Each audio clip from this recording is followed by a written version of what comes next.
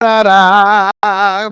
Praise the Lord, everybody. Good morning, and good morning. Welcome back to another Good Morning Grief Devotion. It's your boy, Pastor Corey Allen Duncan Sr. Grateful, thankful for this day, this time, this opportunity. I'm grateful and thankful for each and every one of you for joining us on today as we did prepare to lead you in a very special way in our Good Morning Grief Devotion. This is the daily grief devotion that is strategically designed to help you to navigate through your grief one day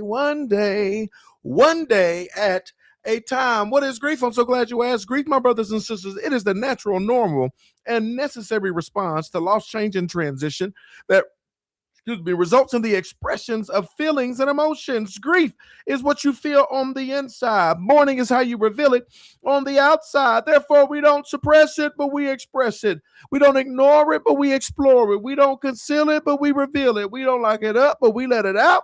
This is why we shout good morning, because morning is indeed a good thing. And thank you.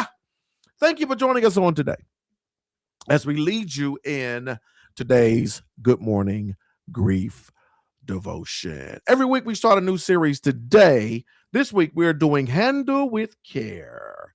Handle with care. When something is fragile, we handle it what? How? With care, right? We put handle with care on the box. Grief can leave parts of us tender. We need to learn how to handle ourselves with the same grace and compassion that God gives us. Handle with care.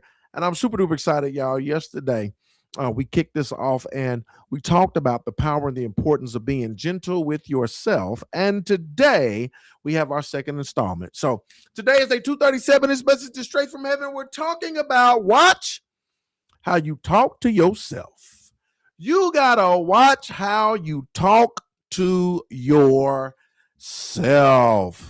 Why, my soul, are you downcast? Why so disturbed within me? Put your hope in God. We talked about this before. We talked about the Psalms, those imprecatory Psalms, those songs of lament, those songs of despair when people are going through and navigating through. So good. If you were in my grief cohort, we talked about it. We went through a lot of them for people to understand. Psalms of lament, imprecatory Psalms, Psalms where people were crying out to God, where they were mourning, they were grieving, they were going upward, they were wrestling with God.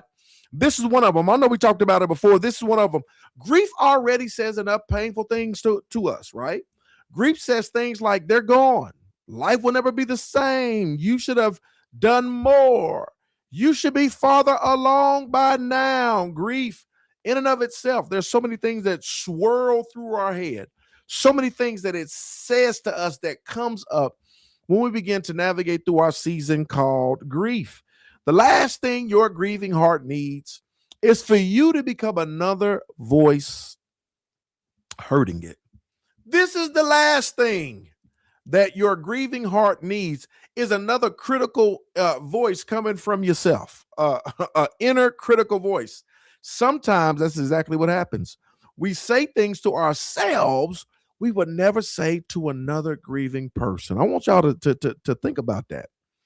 We say things to ourselves we wouldn't say to another grieving person. If you wouldn't say it to another grieving person, you gotta handle yourself with care. Don't say it to yourself. If you wouldn't say it to somebody else because it's so detrimental and it's so why would you say these things to yourself? We say stuff like, get yourself together. Stop crying.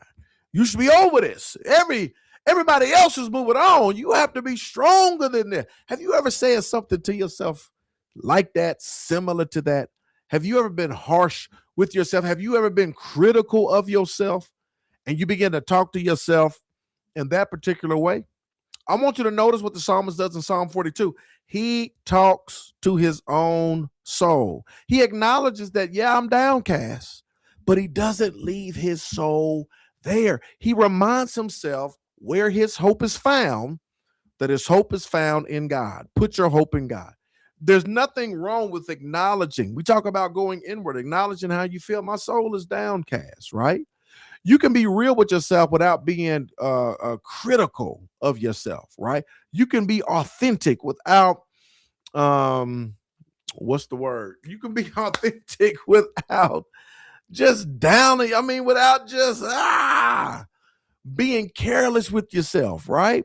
This is so very important. Y'all, you got to know and understand. You got to be mindful of how you handle yourself. You got to be mindful of how you speak to yourself, right? You got to handle yourself with care, right?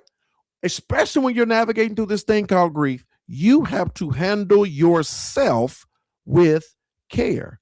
As you mourn, as you grieve, as you are hurting, right? It ain't time to be critical. This is the time to be compassionate and careful with how you handle yourself.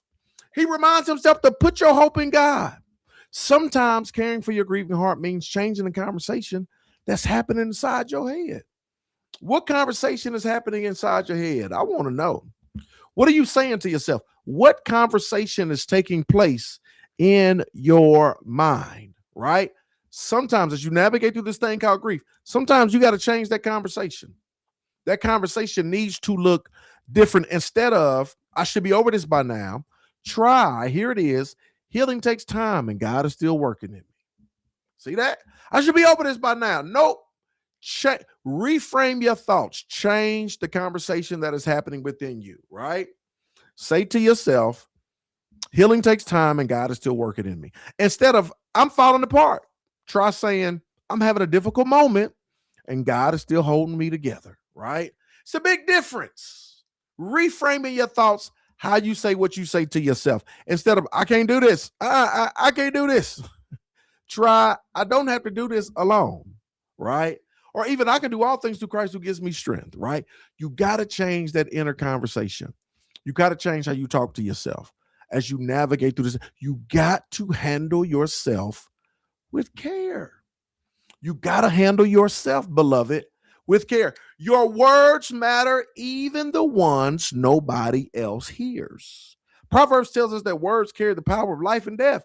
Speak life to yourself. Speak grace. Speak patience. Speak truth. Speak hope. You got to speak life to yourself. The Bible says David encouraged himself in the Lord. The way you talk to yourself as you navigate through the season of grief, it is so very important, y'all. I want you to know and I want you to understand. You got to be mindful. You got to be mindful. You got, look, the title of the series, you got to handle yourself with care. We ain't going to do no negative self-talk. No negative self. Be real, but be positive, right? I want you to be real, but I also want you to what? Be positive, right? I want you to be real, but I want you to be compassionate. I want you to be real. I want you to be real about how you're feeling, but I also want you to be, I want you to be authentic, right? But I also want you to be compassionate. I want you to be compassionate with how you handle yourself, how you deal with yourself. You cannot control every thought that grief brings into your mind, but you can decide which thoughts get to stay. That your heart is already tender. Don't wound it with your own words. Handle it with care. Your heart is already tender. Don't wound it with your own words. Handle it with care. Here is your point of application. Catch one negative thing you say to yourself today and replace it with truth.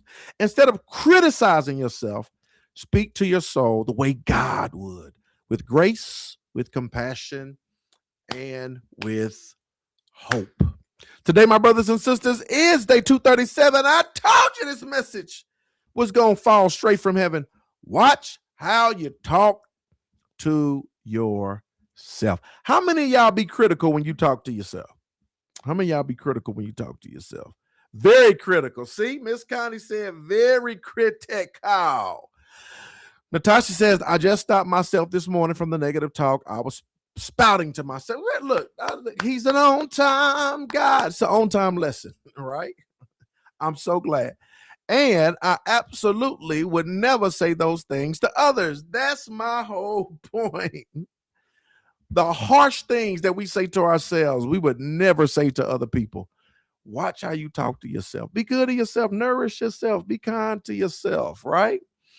Be positive. Neither would I, Natasha. Very, Miss Jennifer. Very. We got to be mindful, right? We got to be mindful. We got to be mindful. We got to be mindful. We got to be mindful of how we talk to ourselves, what we say to ourselves, how we deal with ourselves. Handle yourself with care. Be gentle with you. Be gentle with you. Be gentle with yourself. Be gentle with you. Right? Be mindful of how you treat yourself. I appreciate y'all. I love y'all with the love of the Lord. I hope and pray y'all have a terrific Tuesday. I hope y'all gonna enjoy this series, Handle with Care. I hope this series gets y'all to just, again, be a little bit more gentle, a little bit more compassionate to yourself. Not so much anymore. I love it. That's good. That's good. You done came out of it. That's good. Be positive. You got to be. Y'all have a terrific Tuesday. I'm going to see y'all tomorrow, same time, same place for another Good Morning Grief Devotion. Good morning.